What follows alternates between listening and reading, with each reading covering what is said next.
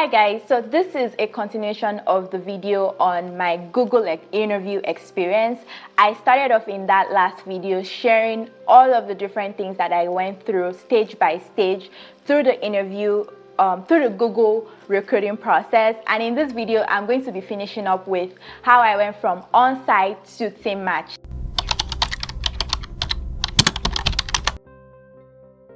My name is Moyo and welcome to the Corporate Baddie. I share all things personal and professional growth on this channel, and please subscribe so you can get notified when I post new videos. Thank you. So in the last video, I covered all the things that I did up until the Google virtual on-site interview. So I went through the phone screen, the interview, the recruiter discussion, and then I went through the phone screen, and then I went to the virtual on-site interview, which consisted of 5 on-site interviews. If you haven't seen the previous video, please click the link here or here, wherever that is, to watch that video so you can get context for where I'm going today with the rest of the discussion. Let's get to it. All right, so we're moving on from virtual on-site. I talked about, the feedback that I got from the recruiter that they were going to be down leveling me basically. So at that point, I honestly had done a lot of research. Initially I didn't know anything about Google levels or Google positions or whatever. So once I moved to the on-site stage, I was digging, I was doing a lot of research, and I used Blind. Blind is an app that's very, very good, and it's more like an anonymous app where people come to post their experiences with different companies. So I used Blind as a resource to kind of look at what people are saying about the levels. I used levels.fyi. I'm going to put all of these in the description box. And I was getting a feel for, okay, this is how Google operates. This is how the level that they're offering me maps to levels within other companies or even within my current company. And I was able to get that idea. So I was a little sad about the down leveling because after doing my research, I realized that I was a much lower level than I would have loved, at least at this point in my career, but I was still willing to proceed in the process. So I told the recruiter, hey, let's continue, let's move on to the next stage. And the next stage was the team match, which is, like I mentioned, they put your profile up. I'm not sure how it happens internally, but basically the recruiter is going to send your profile or your application to several managers that are also looking for, in my case, technical program managers, and then they would show interest, and from there they will start setting up calls. So the recruiter did tell me that, hey, for team match, it's supposed to be informal discussions, nothing serious. They're just trying to gauge. You already passed the on-site interview, so now it's just trying to gauge, where you will be a good fit within the company. I was like, okay, sure, I can finally relax and rest. I don't have to worry about interviewing anymore. Okay. So I'm about to move into a whole different phase. So let me give you guys context in terms of timeline. So at this point, it was already, I had my virtual on-site in September, end of September. So we moved into team match sometime in October. So she started sharing my profile, and then I was getting emails from the recruiter at different points that, hey, a manager is interested. Then she sends a summary of the role, like this is what the role is, these are the responsibilities, and this is the manager name that you're going to be meeting with. So they set up quick 30 minutes calls with the hiring managers. So she started sending me, I think that I probably had about, in the first phase, I probably had about 6 team match calls, with different managers at different points. So I would speak to the managers. They would, just ask me questions. To be honest, some of them were very informal, like, hey, we're just gauging your experience. But some of them were another round of interviews, guys.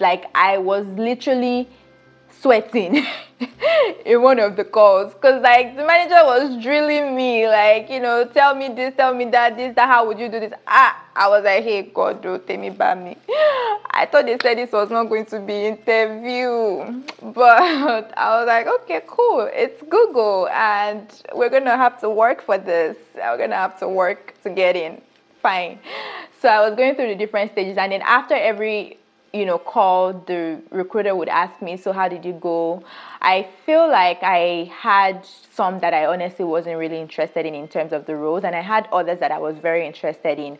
So I went through the first like 5 or 6 team match calls, and I got like, I think I only got 1 interest. So this was already into November, and I finally got a hiring manager that was like, yay, we want you, come join us. And I also liked the team, I liked the manager. I was like, sure, why not? And then they said, okay, we want you to talk to somebody else on the team. I was like, another interview? Hey, God. It's not easy to work for Google. But anyways, I got called by, or I scheduled a call for another chat with a team member, which was great. It was, you know, a really nice conversation, and she really liked me. I really liked her. I was like, yay, looks like, you know, this is working out and we're making progress. And by the next day, the recruiter was like, yay, the team really likes you and they would like to move forward to the next stage. I was like, finally, let's do it. You think that would be it, right? I then moved to offer stage. So actually, before we started team match, I skipped hiring committee. So yeah, so she went through hiring committee, and hiring committee approved me that I was good to go to join Google. You know, and the hiring committee decision for you to join Google is valid for a year from when they approve you. So basically, you can join Google anytime within the year once you get approval. So I had the approval, and I had already moved to team matching. And then after team matching, I got my team. It was now time for us to start talking. In fact, the recruiter was already, she set up a call for us to talk about like what the offer is going to look like, because she still has to submit the details to a compensation committee. Yes, I know, another committee. So we discussed it. She told me like what to expect in terms of like salary and other like bonuses and you know, stock options, all of that shebangs. I was like, okay, cool. You know, I wrote all of the information down, and then she said, because I am currently an immigrant in the US, so I needed immigration assistance, and she said she was going to send my details to immigration for them to do an assessment. So I was here thinking, okay, any day, anytime now, the offer letter, the official offer letter is going to come through, and I can finally just relax and say I have a job with Google. Psych! The recruiter came back and was like, hey, Moyo, bad news.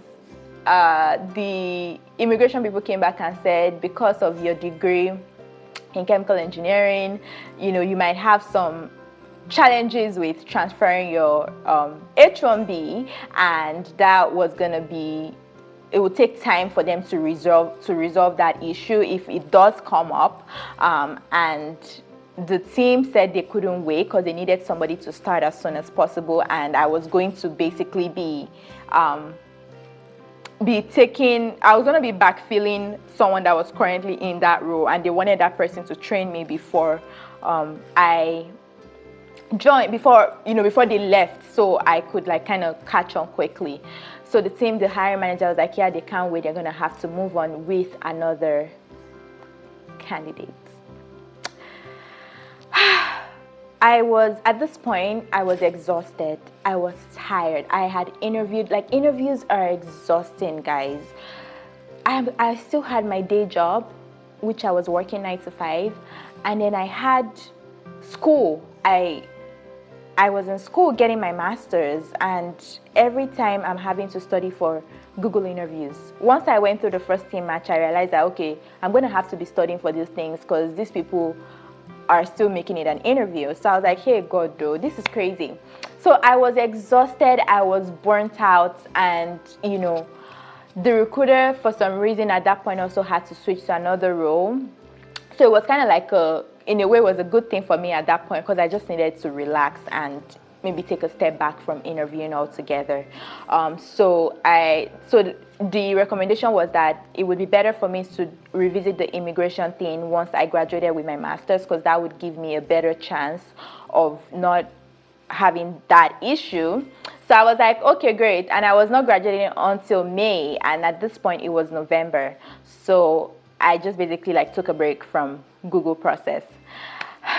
It was weird because I basically was already in. I had hiring committee approval. I had passed all I had a team that was willing to take me on, and then all of a sudden, guys, I was worried though. I thought my village people were working overtime, because how can I be this close to getting into Google? And all of a sudden, this happens. Like, do you know how many people are trying to even get to this stage? And here I am, got to the finish line, and I couldn't make it. But I'm going to stop there today. That's my interview experience with Google. There's more, but I'll be sharing that later on. But I, at this point, just put a sticky note that we're in December timeframe. I'm taking a break from interviewing with Google. I have a hiring committee approval that was valid for a year, so technically I could still pick it back up anytime within the year. So I took a step back and just went to go and face my job that I had that was paying me, and to finish up with school so we could come back and revisit. All right, guys, and that's it. If you have any questions about interviewing with Google, I'll be happy to help. You can drop me a message and I would gladly respond. Bye.